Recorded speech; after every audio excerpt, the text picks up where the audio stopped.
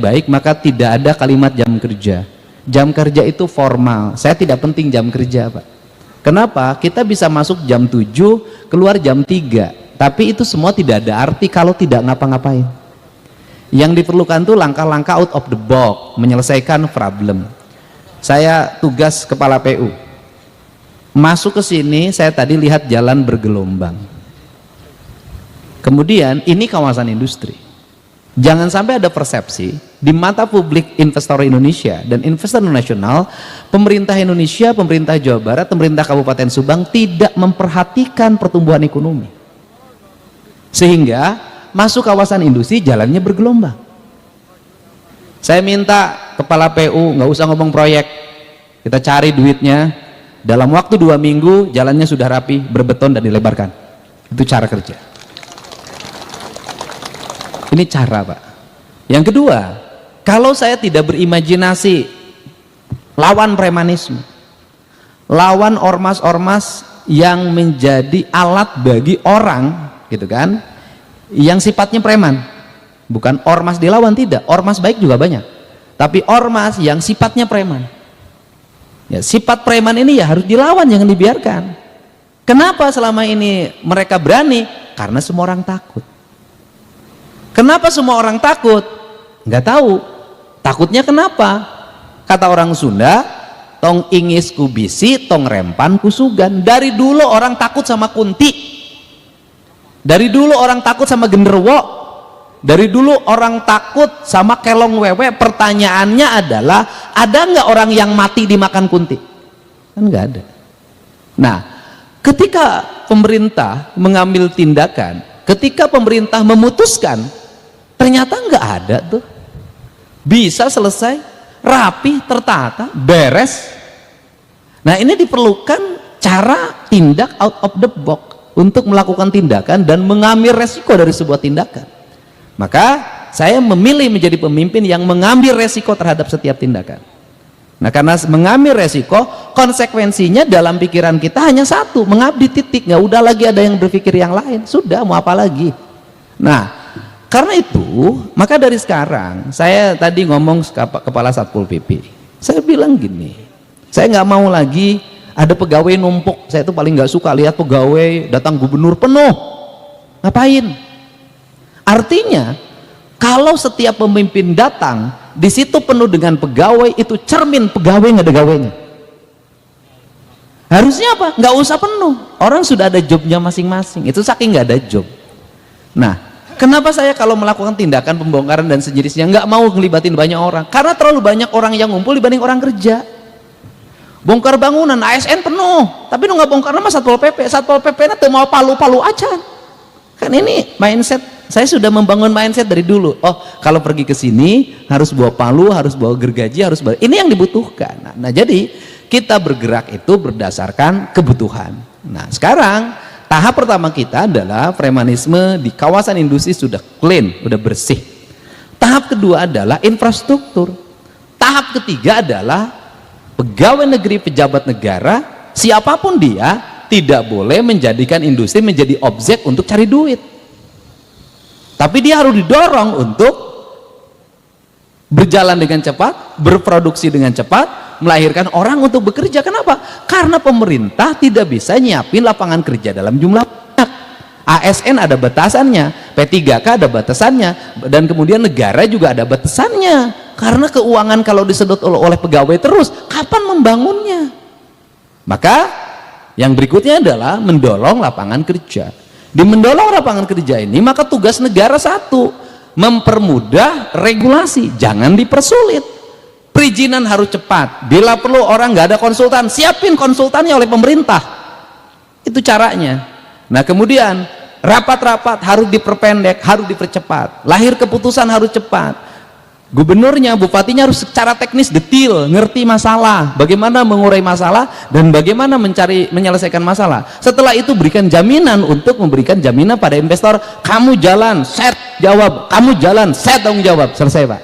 Saya udah nggak tahu berapa pabrik di Jawa Barat hari ini bisa berjalan dengan kalimat saya, kamu jalan, saya tanggung jawab. Jalan, Pak. Pusingnya industri oleh siapa? Datang kelompok orang, 10 orang, ngajukan si ini masalahnya ini lama, besoknya datang lagi audiensi lagi, ini lagi masalahnya lama, masalahnya tidak selesai, audiensinya menghabiskan masa orang untuk waktunya untuk bekerja. Karena di Indonesia ini problemnya satu, bekerja itu mudah di Indonesia itu, yang susah itu adalah menanggapin orang yang mengomentari orang kerja. Itu Indonesia. Untuk itu harus jalan. Dan yang berikutnya saya ucapkan terima kasih pada Pak Dandim, Pak Dan Ramil, dan seluruh jajaran yang memberikan supporting terhadap perjalanan industri ini. Dan saya juga mengucapkan terima kasih pada jajaran Polres Subang, Pak Waka, Pak Kasat Serse, yang melakukan tindakan-tindakan cepat dalam menangani aksi premanisme. Kalau di tempat lain hanya ditahan kemudian pulang lagi, di sini P21, artinya bukti premanismenya bisa diuji di pengadilan. Tepuk tangan dong, ini keren. Kenapa? Saya udah ngomong tadi ke teman-teman Kemenko Polkam, saya bilang kalau tidak berproses P21 maka dilepas lagi, berarti premanisme bukan pidana. Ini catatan penting. Loh, kalau bukan pidana ngapain ditangkap? Ditangkap ini berarti ada unsur pidana. Nah, tetapi pemerintah harus memikirkannya apa? Mereka yang tidak terbukti pidana tapi ikut-ikutan bergelombol dengan mereka menjadi preman, berarti pemerintah harus membuat ruang kesadaran. Maka nanti barak militer, barak Polri itu adalah barak untuk merubah pikiran manusia jadi dari buruk jadi baik, dan kita juga harus mendorong dia untuk bekerja dan menyiapkan lapangan kerja. Karena premanisme bisa lahir juga karena ketidaktersediaan lapangan kerja, sehingga nanti mereka cocoknya lapangan kerjanya apa? Kalau misalnya gagah, orangnya pemberani, nekat, ya jadi security. Kan bisa jadi nanti preman-preman yang gagah pemberani itu ya sudah didik jadi security, jadi tenaga pengaman resmi, dilatih oleh negara, dididik. Nanti bisa jadi kalau sekarang banyak anak-anak sekolah lulusan barak TNI kemudian di sekolahnya sekarang jadi duta kedisiplinan, kemudian jadi duta paskibra, ya nanti preman-preman direkrut kemudian dididik mereka menjadi duta keamanan negara, tetapi bukan orang nggak berguna jadi duta, tapi yang disebut duta itu adalah mereka bisa dididik, dilatih, diarahkan dan memiliki profesionalisme sebagai seorang security. Kan keren. Nah, ini kan penting. Nah, kemudian termasuk juga di dalamnya keamanan perbankan. Kan saya otokritik ke Pak Dirut. Jadi Kasat Serse ini ke saya menyampaikan bahwa dia sudah meminta untuk menyerahkan barang bukti ini ke kepala cabang. Tapi kepala cabangnya menjawabnya harus ke legal, harus ke sini. Kebetulan ngeluhnya ke saya. Karena ngeluhnya ke saya, ya sudah serahin aja sekalian. Nah, maksudnya saya bahwa dalam dunia manajemen kepala cabang yang seperti ini nggak boleh dipakai. Kenapa? Nggak punya inisiatif, nggak berani ngambil resiko. Karena pemimpin itu kalau ingin besar dia harus ngambil resiko. Sehingga saya jujur aja hari ini nggak boleh ketemu saya, nggak boleh datang. Saya bilang kenapa? Jangan datang ketika masalahnya sudah selesai, tinggal ada panggungnya, tampil paling duluan. Tapi ketika ada masalah sembunyi. Saya nggak suka orang seperti itu. Nah, jadi orang tuh harus berani ngambil resiko. Terakhir, ini jajaran P dan Dinas Perhubungan. Dinas Perhubungan. Pertama, UPT gitu kan, kalau terlalu luas diperbanyak. Kalau terlalu luas, kan sekarang ada 6 UPT, kalau terlalu luas diperbanyak. Tetapi menurut saya manajemen itu harus sedikit.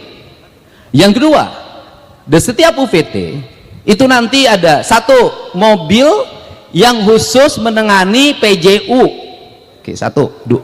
Dua, mobil yang PJU ini juga harus bisa menangani kerusakan CCTV. Yang kedua, mobil yang khusus mengurus persoalan kebersihan. Bagaimana ketersediaan mesin potong rumput, bagaimana ketersediaan mesin untuk mobil naik ke atas, benerin spanduk yang sobek, cabut spanduk yang sudah tidak layak lagi, potong tiang-tiang billboard segala macam yang tidak berizin dan merusak estetika jalan. Ini. Yang ketiga, harus punya divisi perbaikan. Rekrut tenaga outsourcing itu tukang tembok, tukang ngaduk. Caranya bagaimana? Caranya di PU bikin anggaran semen, anggaran pasir. Jadi drainase yang batunya lepas, jangan nunggu proyek berikutnya. Lakukan perbaikan sejak sekarang, karena saya keliling kemanapun, saya tidak menemukan drainase jalan provinsi yang mulus. Semuanya tidak berfungsi, semuanya pada copot, semuanya tidak terawat. Tiang-tiang baligo yang dendek saya nanjak ke arah dari Subang ke arah Lembang itu tiang papan reklame dari Jasara Harja itu begini. Papan petunjuk yang arah Ciater, kanan kirinya nggak jelas. Indonesia ini negerinya berantakan banget, Jawa Barat ini. Nah, untuk itu saya nggak mau lagi ke depan begitu. Kepala PU nanti harus keliling, motivasi kepala UPT-nya. Di setiap UPT nanti ada tenaga kebersihan yang setiap hari monitoring jalan yang kotor, rumput yang tinggi. Yang kedua, setiap hari dia melakukan perbaikan terhadap drainase yang rusak, tembok yang copot. Yang ketiga, melakukan perbaikan terhadap jalan yang bolong. Nggak usah nunggu lagi nanti turun anggaran pemeliharaan, selama ada, perbaiki sekarang. Kenapa? Karena rata-rata pemeliharaan jalan turunnya adalah bulan November, kemudian bulan Oktober pada saat hujan deras. Saya sering menemukan kasus di Provinsi Jawa Barat sebelum jadi gubernur adalah melakukan perbaikan jalan, penambalan jalan dengan hotmix pas hujan deras. Nanti nggak boleh. Saya detil, Pak. Nah, yang berikutnya adalah di setiap UPT ada satu mobil ambulan. Untuk apa? Menolong orang yang korban kecelakaan plus tenaga medisnya. Yang keempat, di setiap UPT, di setiap sekian kilometer jalan provinsi harus ada mobil derek. Kemacetan timbul tuh mobil mogok, sudah jalannya curam, mobilnya tua, muatannya besar, timbul kemacetan. Selama kemacetan itu ada berapa orang yang mengalami stres? Kenapa? Keterlambatan. Selama kemacetan itu ada berapa mobil yang menghabiskan bahan bakar? Saya nggak mau begitu. Jadi nanti ada patroli pengendali jalan. Buat apa kita setiap hari ada patroli pengendali jalan? Di situ setiap UPT ada unit yang memonitor seluruh jalan, pergerakan mobil terlihat, di mana problemnya, di mana macetnya, maka unit reaksi cepat itu turun datang. Kecelakaan turun ambulan, mobil mogok turun lagi mobil derek. Mobil dereknya jangan bayar, sudah kita tanggung saja. Kenapa? Ingat, supir itu menderita ketika mobilnya mogok, duit tidak punya, BBM sudah habis, bayar biaya mobil untuk derek berapa? Saya ini pengalaman yang begitu. Saya jadi gubernur, saya dulu punya cita, ini akan saya rapihkan, ini akan saya bereskan. Nah, kemudian yang berikutnya, ini cita-cita saya ke depan. Nanti di setiap batasan kabupaten itu ada gapura. Gapura ini bukan hanya aksesoris karena kita mencintai leluhur, itu tahap pertama. Tahap keduanya adalah gapura itu pengamanan, Pak Sekda. Pengamanannya bagaimana? Di pinggir kanan gapura nanti disimpin pagar digital, Pak, ke samping. Kalau memang mungkin ke bawah, ya kan? Bagaimana? Dan itu dikendalikan dalam satu sistem di mana nanti CCTV terkendali. Kalau ada kejahatan, mobil lari itu tinggal dipijit knop set, dia nutup sendiri. Dan saya nanti akan buat di setiap perbatasan kabupaten. Setelah itu setiap perbatasan kecamatan, maka Jawa Barat itu akan menjadi kabupaten yang bebas kejahatan, taruhan saya. Kenapa? Dengan sistem yang baik, pengawasan yang ketat, kemudian teknologi yang tinggi, nggak akan ada orang yang berani jahat. Tahu, maling tidak pernah datang pada tempat yang terjaga. Maling selalu datang pada tempat yang terlena. Setiap bahasa, saya selalu bahasa lihat di Polres itu sidik sakti indra waspada. Ini penting, itu harus bisa mengendalikan itu. Jadi di kita ini fungsi drone kapan? Video.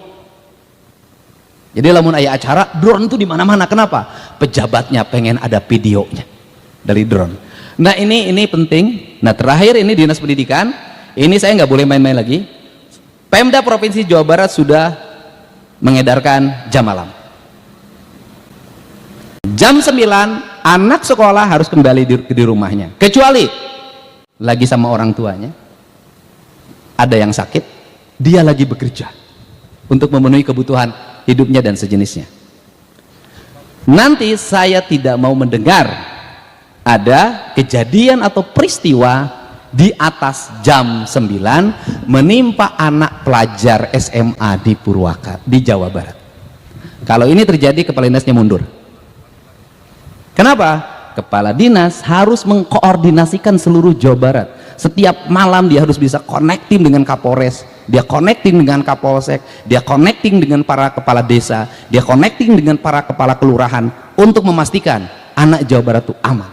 Kenapa?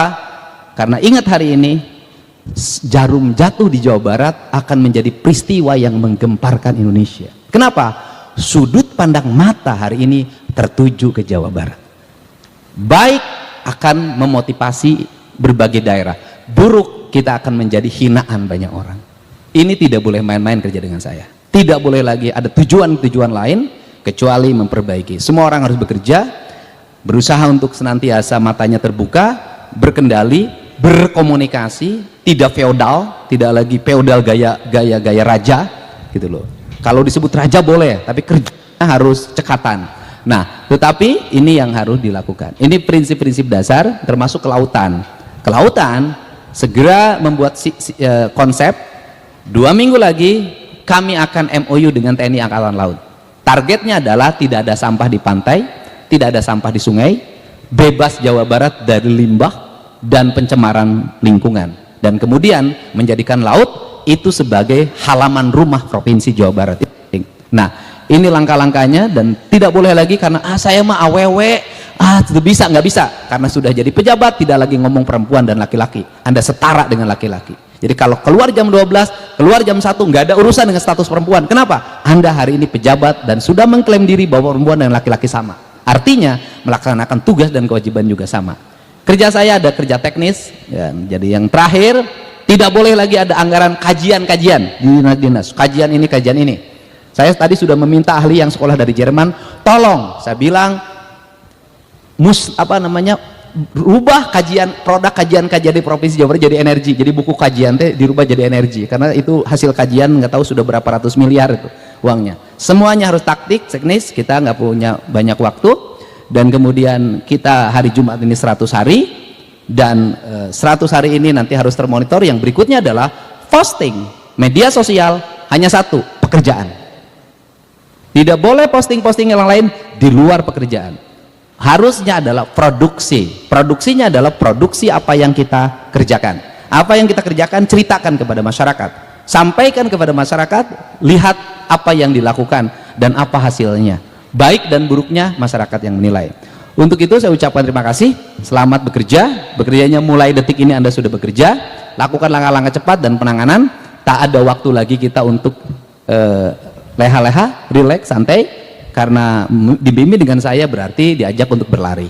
Dan kemudian apakah kita memilih berlari atau maraton? Saya milih berlari saja. Kenapa? Maraton nanti takut ketinggalan. Dan apakah berlari akan kehabisan napas? Tidak. Karena kita adalah energinya energi alkalin, bukan energi batu baterai yang mudah rapuh dimakan oleh hujan. Terima kasih. Wallahu muwaffiq ila aqwamit thoriq. Assalamualaikum warahmatullahi wabarakatuh. Sampurasun. Beres. Hidup Syah. Ya, terima kasih Bu Berkan.